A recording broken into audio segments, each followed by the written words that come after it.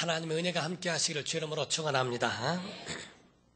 성경에는 모든 만물들은 스스로 된 것이 없다라고 이렇게 말합니다. 제가 설교할 때는 자연이란 말을 되도록 쓰지 않습니다. 우리 교인들도 자연이란 말을 쓰지만은 그러나 그거를 가급적 피하려고 하는 것은 무신론자들은 자연을 인정하지만은 그러나 하나님을 믿는 사람들은 자연이란 말하지 않고 만물이라고 표현을 합니다. 이는 모든 것이 스스로 된 것은 하나도 없고 오직 하나님에 의해서 만들어진 만물이기 때문에 그렇습니다. 그러므로 모든 것들은 하늘에 있는 것이나 땅에 있는 것이나 어떤 것도 다 하나님에 의하여 지어졌다라고 하는 것을 아셔야 합니다. 출애굽기 3장 14절에 말씀하기를 오직 하나님 한 분만 나는 스스로 있는 자니라 라고 말씀을 하셨어요. 그러므로 모든 피조물들은 그분에 의하여서만 존재케 되는 겁니다. 우리가 나무를 보더라도 그 나무 자체는 그 나무에서 있는 혼자 스스로 살아가는 게 아니라 나무가 살 수 있는 모든 영양분과 조건들이 입지 조건이 이루어져야 가능한 것처럼 그와 같이 또 하늘에 해와 달이 있는데 그 차이점이 뭡니까? 태양은 계속적인 폭발로 인하여 그 태양의 열과 그런 빛을 계속적으로 발산함으로써 그 안에서 빛이 나오지만은 그러나 달이라고 하는 것은 태양에 있는 빛을 받아서 반사하게 되는 것이 바로 달입니다. 이와 같이 바로 태양을 하나님의 근원이라고 본다면 달은 바로 모든 피조물들은 그 하나님에 의해서만 존재하는 것들이라는 것을 아셔야 됩니다. 그러므로 이 모든 것에 대한 근원, 모든 창조의 근원, 생명의 근원, 그분은 곧 하나님이시라는 것을 인정하는 겁니다. 어떤 피조물도 스스로 된 것은 하나도 없습니다. 이 건물이 지어지고 또한 마이크와 탁자와 이런 강대상과 컵과 이런 모든 것들을 보게 되더라도 이것이 여러분들이 지은 것을 본 사람은 하나도 없을지라도 이 모든 것이 스스로 만들어졌다고 믿는 사람은 없을 겁니다.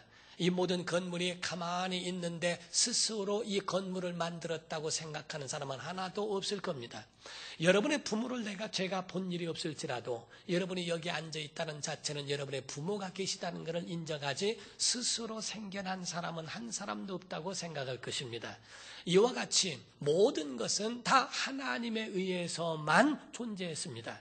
이것을 믿는 것이 믿음이요 신앙입니다. 그러나 여기서 이를 믿는다면 하나님께 향한 적극적인 믿음이 필요해요. 정말 모든 것이 다 하나님에 의하여 지어졌고 그분에 의해서 우리가 존재한다면 하나님의 사랑 안에서 적극적인 믿음이 우리에게 필요합니다. 우리에게는 내세가 있습니다. 영생이 있습니다. 이 땅에 사는 삶만이 아니라 하늘의 영원한 삶입니다. 이것을 믿는 것이 신앙입니다. 그러나 오늘날 많은 사람들은 이 땅에 존재하면서 사는 것이 그냥 이 생뿐인 것처럼 사는 신앙인들도 많습니다. 교회 안에 예배하고 있지만 그러나 우리가 영생에 들어갈 것에 대하여 자기 영혼을 위하여 준비하는 사람들은 그리 많지 않은 것을 볼 수 있어요. 우리가 이 땅에서만 끝날 것처럼 그렇게 취미와 그런 자기가 가지고 있는 그러한 생활의 일부로서만 여러분들이 예배를 생각해서는 안 됩니다. 우리는 영생이 있어요. 자기 영혼이 있습니다. 돌아갈 영원한 나라는 영원한 존재임을 믿으시기를 주님으로 축원합니다. 우리의 삶은 이 땅에서 끝나는 것만이 아닙니다. 우리는 영생에 들어갈 영원한 나라가 있어요. 육체의 삶은 70이요 80이라 그리고 지금은 100년 남짓한 그러한 삶을 사는 것은 육체로 사는 삶입니다. 그러나 우리의 영혼은 이 잠깐 동안이 아니라 영생에 들어가는 영생의 믿음이 우리 안에 있어야 영원한 나라를 위하여 준비한다는 것을 말씀합니다. 사랑하는 성도 여러분, 우리가 교회가 건강한 것에 대하여 만약에 진단한다면 하나님 한 분만 아실 겁니다. 사람이 그것을 이렇다 저렇다 판단을 할 수 없지만은 객관적으로 보고 부러워하고 닮기를 원하는 것 중에 하나는 교회가 건강하다 하는 것은 모이기에 잘하고 그리고 또한 기도가 뜨겁고 그리고 찬양이 살아있고 전도가 있으며 그리고 많은 이웃에게 예수 그리스도의 향기를 나타낸다면 살아있는 교회요 건강한 교회라고 보지 않습니까? 이와 같이 우리 신앙에도 죽었느냐 살았느냐 그 모든 판단은, 정밀한 판단은 하나님만 하십니다. 그러나 객관적으로 보더라도 우리 자신이 진실로 믿음에 바로 서 있는가에 대하여 성경과 비추어 볼 때에 그를 판단 어느 정도는 할 수 있습니다. 나라도 마찬가지입니다. 나라에 대한 모든 것에 대한 판단은 세 가지로 보면 안다고 이야기를 합니다. 첫 번째는 비행장에 가서 보면은 비행기에 오고 가고 있는 그런 모든 비행장의 그 소통을 보면은 안다고 합니다. 무역이 얼마나 풍성할 수 있을까? 제가 미국에 갔을 때에 시카고에서 비행기가 내리는 것을 초저녁 정도에 한번 그걸 보았는데 장관이었어요. 거기 비행장에서 비행기가 내려오는데 일직선으로 수십 대가 5분에서 10분 간격으로 비행기가 내리는 착륙하는 것을 보는데 너무너무 멋있더라고요. 이와 같이 모든 외국 사람들이 오고 가고 왕래하는 것이 많아질수록 그 나라는 정말 모든 일에 풍성하고 부강한 나라라고 볼 수 있다. 두 번째가 고속도로입니다. 화물차가 왔다 갔다 하고 움직여지는 소통하는 것을 볼 때는 그 경제와 그 경기가 다 살아나고 있다는 것을 보게 된다는 거예요. 세 번째가 선박입니다. 하늘에서 땅에서 그리고 바다에서 움직이는 모든 소통되어지는 그런 부분들을 객관적으로 볼 때에 그 나라는 경기가 살아나고 있다 하는 그런 쪽으로 볼 수 있는 것처럼 우리가 우리나라에 속해 있다면 고속도로가 화물차나 이런 부분들에 막혀도 사실상은 우리 국민이라면 그거를 가지고서 짜증내서는 안 된다는 겁니다. 경기가 살아나고 있다고 하는 것으로 그것을 다시 긍정적으로 바라볼 수 있어야 한다는 거예요. 우리가 어떤 식당을 보더라도 줄을 서서 밥을 먹고 한다면은 줄을 서서 있는 사람들이야 조금 짜증스러울지 몰라도 그 식당에서 음식을 파는 사람들은 굉장히 기쁘고 마음이 설레고 좋아하지 않겠어요?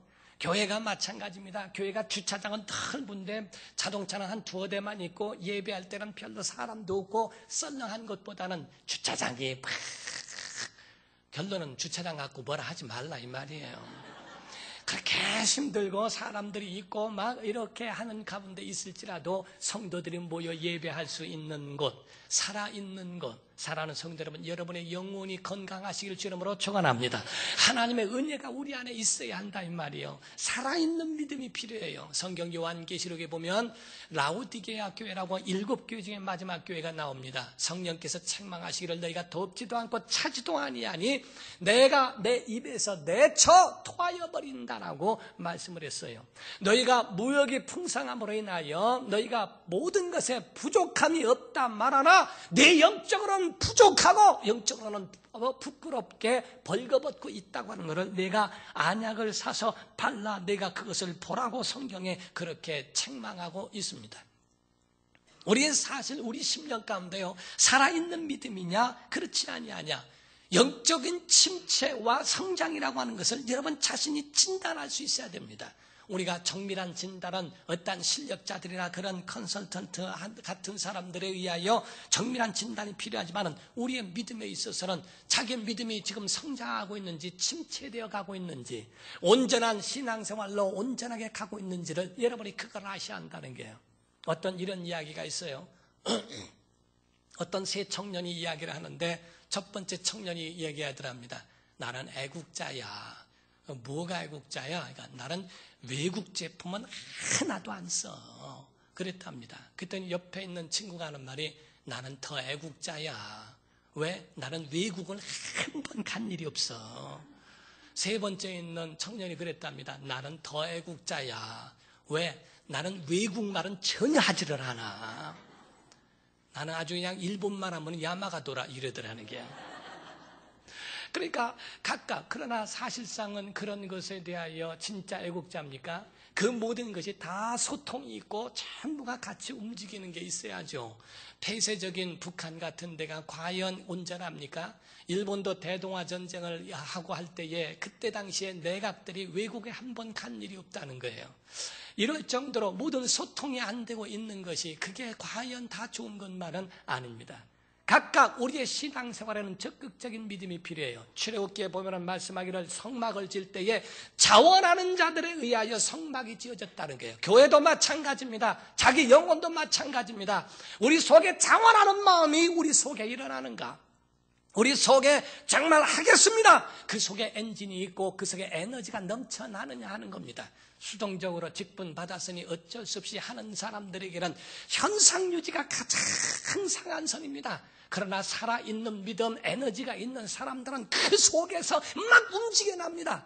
성경은 뭔지 아십니까? 민주주의입니다. 믿음의 경주를 하고 선한 싸움을 싸우라! 적극적인 믿음을 경고하고 적극적인 믿음에 대하여 권면하고 있습니다. 이기기를 다투는 자들마다 모든 일에 절제하나니 라고 성경이 말씀하죠. 마태복음 11장에 말씀하기를 천국은 침노를 당하나니, 강탈당한다는 거예요. 누구든지 침노하는 자가 뺏는다.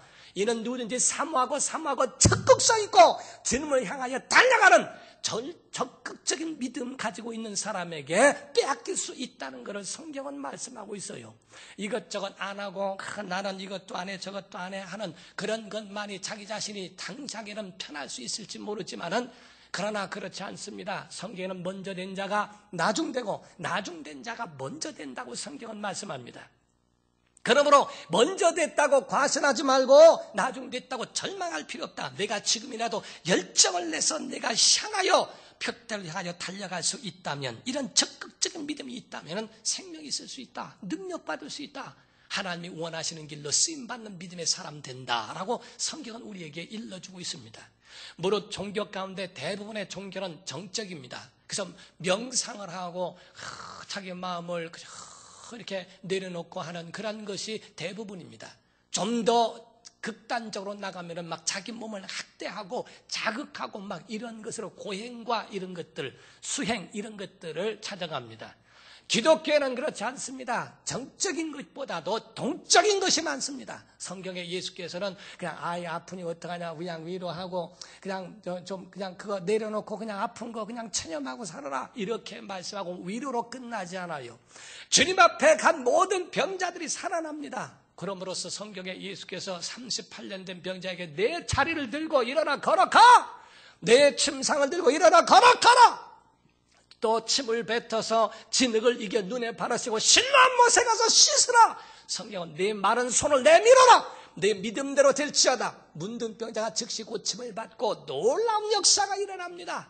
예수 앞에 온 모든 이들에게 문제 해결이 있어요. 죄를 범하고 돌에 맞아 죽을 수밖에 없는 가늠하다 현장에 잡힌 여인에게 어쩌겠냐, 너 그래도 어떡하겠냐, 그렇게 죽어야지, 내가 죄를 범하였으니 어떡하냐, 마음 내려놓고 그러려니 하고 죽어라, 이렇게 말하지 않습니다. 문제 해결이 있어요. 우린 예배 가운데 하나님의 은혜를 체험해야 한다 이 말이에요. 예배 가운데 그의 은혜를 경험하시기를 주여 이름으로 축원합니다. 우리의 믿음은 동적이어야 합니다. 살아있어야 합니다. 생명이 있어야 합니다. 오죽하면은 고린도 교회의 사도 바울은 말하기를, 고린도전서 4장 20절에 말씀하기를, 19절 이하에 내가 너에게 속히 나아가기를 원한다. 이는 너희의 말을 들어보려 함이 아니라 너희의 능력을 알아보겠노니 하나님의 나라는 말에 있지 않고 오직 능력에 있음이니라 라고 말씀을 했어요.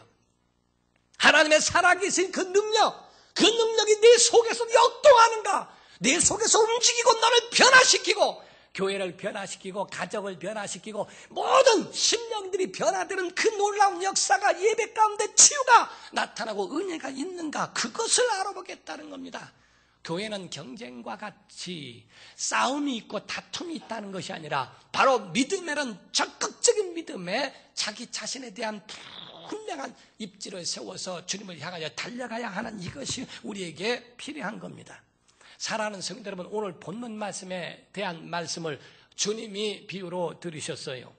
우리가 아시다시피 탕자의 비유입니다. 그런데 두 아들에 대한 비유라고 성경은 말씀을 합니다. 여기서 보면은 첫째 아들에 대하여는 제가 많이 언급하지 않을 것입니다. 첫째 아들 또한 탕자입니다. 성경에는 나간 탕자, 집안의 탕자 둘을 이야기하고 있어요. 나간 자만 탕자가 아니라 집 안에 있는 탕자도 있습니다. 자기의 아버지의 심정을 이해하지 못하고 그 뜻과 그 마음을 헤아리지 못하는 집 안에 있는 아들도 탕자입니다. 오늘날 교회 밖에만 탕자가 있는 줄 아십니까? 교회 안에도 탕자가 있어요. 교회 안에도 아버지를 핍박하고 아버지를 향하여 하나님께 대한 공격적인 사람들이 없지 않아 있습니다. 가정에도 마찬가지예요. 정말 하나님을 향하여 있는 믿음을 갖고 있는 신앙이라면 가정에서도 부모의 마음을 이해하고 해야 하는 그런 모든 것들을 주께서 비유로 들어서 말씀하신 겁니다. 여기서 중요한 거는요, 둘째 아들이 자기의 분깃, 자기에게 주어진 그런 재산을 달라고 해서 바깥으로 나가서 하랑방탕 안에 다 탕진해버렸다고 되어 있습니다. 문제는 아버지 안에 있을 때는 문제가 없었어요. 아담과 하와가 에덴 동산 안에서 하나님의 명령과 말씀 안에 있었을 때는 아무 문제가 없었어요. 그런데 마음이 아버지께로부터 떠날 때 문제가 일어납니다. 우리는 온전한 거는요, 에덴 동산에 아담과 하와는 몸은 있었다 할지라도 죄를 범함으로 하나님을 떠나니 하나님께로부터 멀어집니다. 마음이 떠나고 몸이 떠나는 겁니다. 이미 마음속에서부터 떨어진다 이게. 그래서 우린 몸과 마음이 함께 동시적이어야 되고 전인적이어야 됩니다. 어떤 사람은 그럽니다. 몸은 교회에 와 있는데 예배 끝나면 뭐를 할까, 어디를 갈까, 누구를 만날까, 어떻게 할까. 교회 안에서 주부 보는 줄 알았더니 주부에다가 다 그거 계획하고 있고 말이요. 전혀 생각 자체나 이런 것이 다 마음이 세상 밖으로 가 있는 사람이 있어요. 그도 온전치 못합니다. 그러나 반대로 어떤 사람은 주일날에 골프장에 가 있습니다. 목사가 전화해서 어디 있냐니까 골프장에 있다고 그래요. 아니 어째 예배 시간에 오지 않고 거기 있냐고. 아유 목사님 염려하지 마세요. 몸은 골프장에 있어도 마음은 항상 교회에 있습니다. 이것도 문제가 많은 말입니다.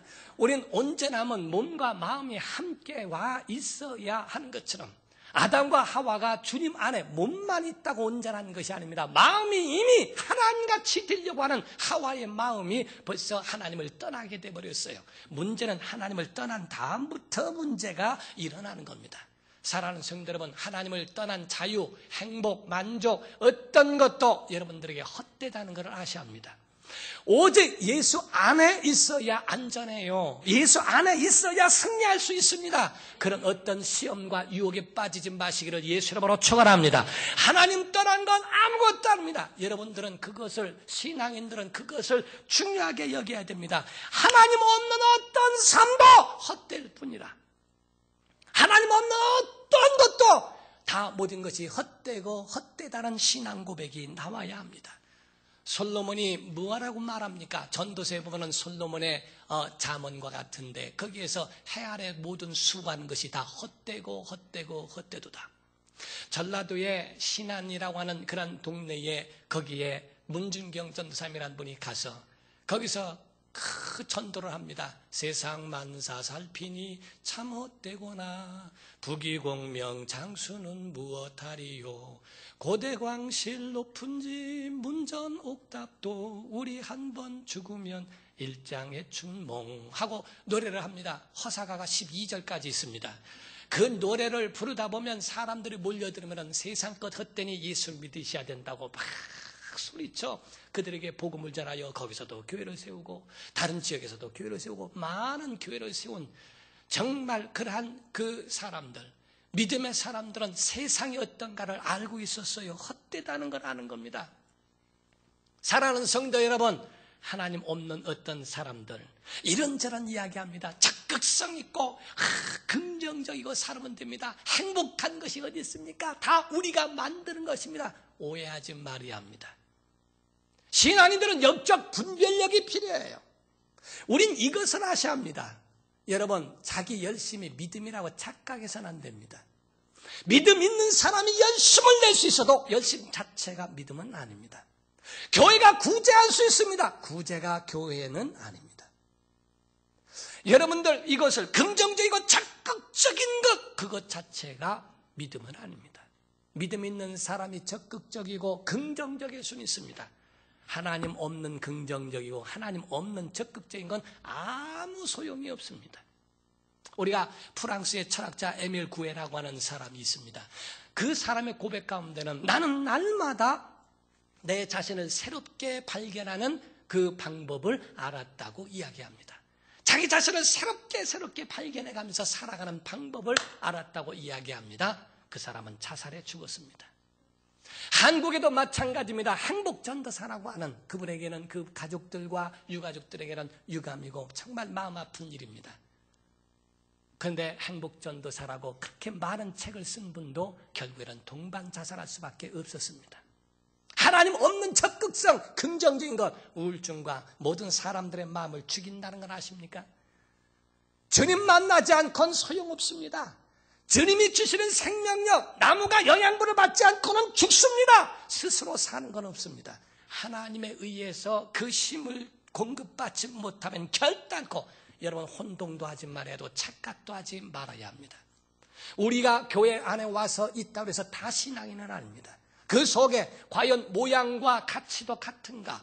진짜는 모양도 가치도 똑같습니다. 그러나 가짜는 모양은 같지만 가치는 틀립니다. 디모데후서 3장에 보면 말씀하기를 말세에 고통하는 때가 이르리니 라고, 말세에는 이러이러하며 무정하며 사랑하지 않으면 청납니다. 그러면서 하는 말이 말세에는 경건의 모양은 있으나 경건의 능력은 없는 자다, 이렇게 표현했어요.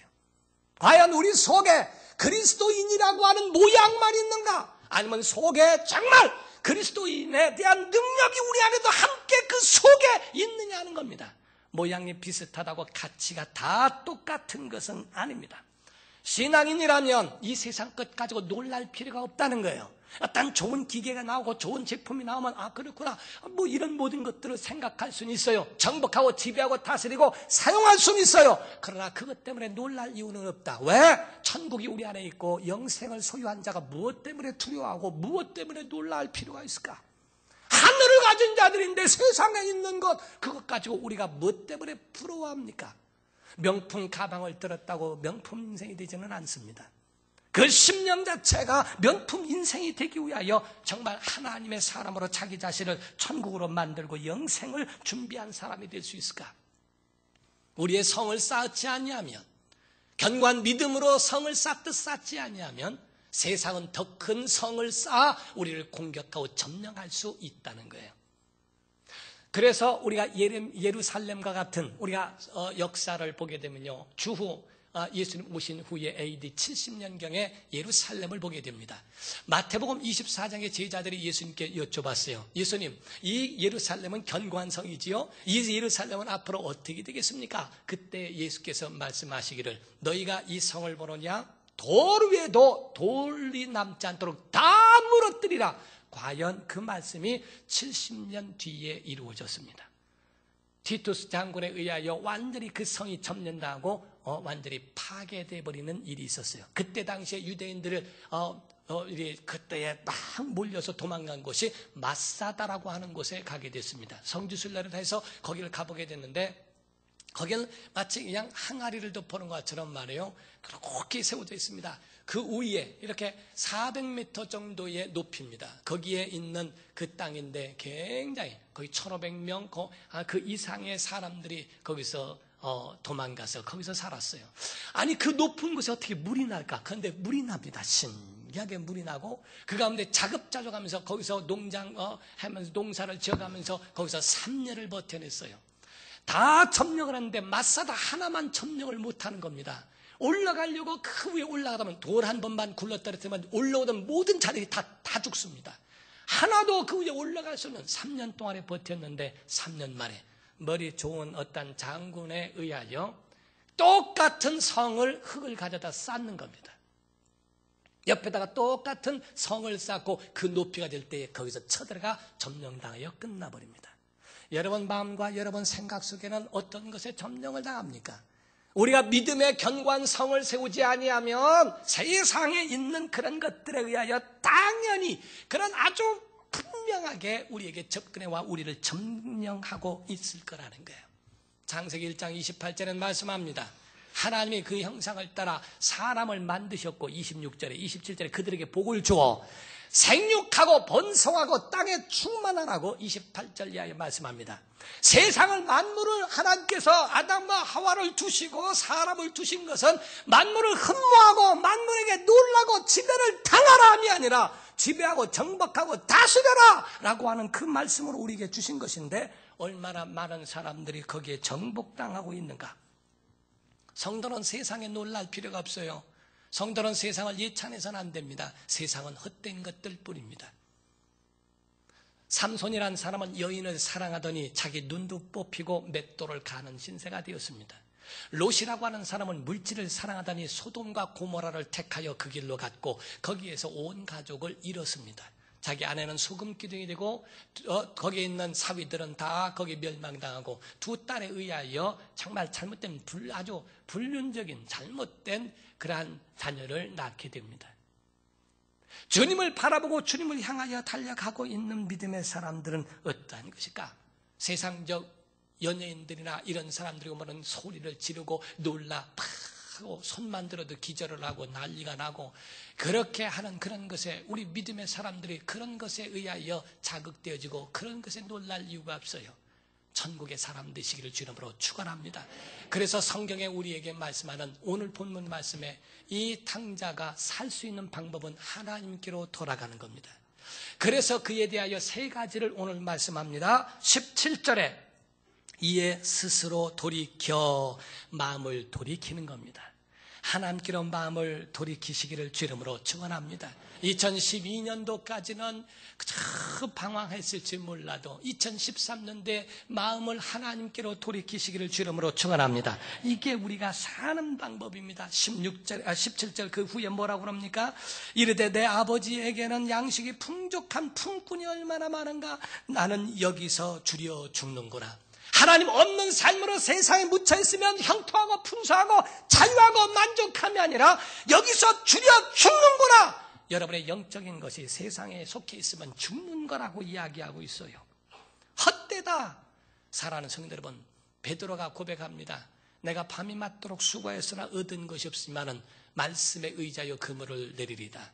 여러분, 주님 없이는 그 고기 한 마리도 잡을 수 없을 정도로 여러분 자신은 주님과 함께 걸어가시기를 주 이름으로 축원합니다. 두 번째가 20절입니다. 이에 일어나서 아버지께로 돌아가니라. 아버지께로 돌아가면 사는 겁니다. 그의 결단이 그 속에 들어있는 거예요. 여러분, 오늘 정말 첫 새해에 물론 보면은 거의가 첫 해의 첫 주에는 다 결단을 해요. 한 2달 지나면은 이상하게 또 끝나요.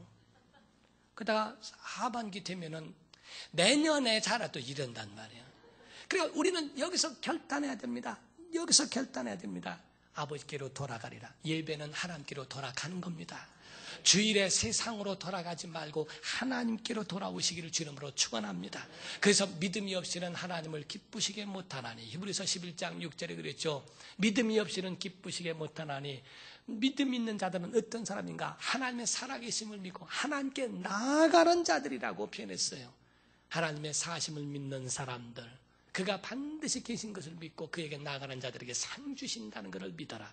우린 이와 같이 하나님께로 나아가고 하나님께로 돌아가리라 하는 그러한 마음으로 돌이켜 결단이 있는 것을 말합니다. 세 번째는 자기 자신의 마음 자세가 어떻게 말하는가? 18절에 말씀하고 있죠. 내가 일어나 아버지께 가서 이르기를 아버지 내가 하늘과 아버지께 죄를 지었사오니. 19절입니다. 지금부터는 아버지의 아들이라 일컬음을 감당하지 못하겠나이다. 나를 품꾼의 하나로 보소서. 여러분, 우리의 마음이 낮아지면 행복하지 않은 것이 없습니다. 먹는 것이 있을 즉 얼마나 감사하며, 우리가 잠잘 집이 있는 즉 얼마나 감사합니까? 감사하지 못할 일이 없고 기뻐하지 못할 일은 하나도 없습니다. 어떤 사람이 자기 아들을 장가를 보냈는데 아들은 시골 사람이고 며느리는 아주 잘 사는 부잣집이었어요. 큰 도시에 살아요. 근데 결혼을 할 때에 그 시골에서 논 팔아서 혼수해 주느라고 약 2천만 원 정도를 일단은 그것 가지고 쓰라고 했더니 명품 가방 700만 원짜리 하나 사고 뭐하고 쓸 게 없다는 게요. 논 팔아서 주워서 하네. 그러니까 전혀 그것이, 그러면서 굉장히 무시당한다. 우리의 기쁨과 불행과 삶이 뭡니까? 우리의 가지고 있는 그 모든 오고 가는 모든 것이 우리의 어디에 있는 겁니까? 하나님께 속해 있지 않으면 전혀, 여러분 품꾼의 하나라고 본다면요, 어떤 옷을 입어도 상관없고요, 어떤 집에 살아도 상관없고요, 무엇을 먹어도 상관이 없어요. 하나님의 은혜 중에 교회에서 국수를 줘도 기쁘고요, 짜장면 줘도 기쁘고요, 아멘도 안 하고요. 정말 무엇을 먹어도 우리 속에 기쁨이 있는 것은 우리 안에 천국이 있기 때문에 그렇습니다. 사랑하는 성도 여러분, 2013년도에 하나님께로 돌아가시기를 예수 이름으로 축원합니다. 여러분이 사는 유일한 방법은 다른 거 없습니다. 하나님께로 돌아가는 겁니다. 내가 하나님께로 돌아가기를 원하오니 우리의 직분이나 모든 것들, 그것 때문에 여러분 자신, 그것이 그냥 수동적으로 억지로 하는 것이 아니라 하나님께로 돌아가 자기 영혼을 살린다는 걸 기억하고 우리 하나님께로 돌아오는 성도 되시기를 예수 이름으로 축원합니다. 기도하시겠습니다. 다 같이 샤례 통성으로 기도할 때 하나님 우리에게 함께 하소서, 우리 영혼의 능력을 부어 주시옵소서. 주님을 사랑합니다. 우리 마음 붙잡아 달라고 아주 결단이 있어야 합니다. 결단해야 됩니다. 결단해야 됩니다. 주님 사랑하고 주님의 뜻대로 살 수 있도록, 주일이면 하나님 앞으로 돌아오는 신앙이 될 수 있도록, 주님을 잊지 아니하고 주님을 사랑하는 심령이 될 수 있도록 붙잡아 달라고 우리 간절한 마음으로 다 같이 통서로 기도하시겠습니다. 살아계신 하나님,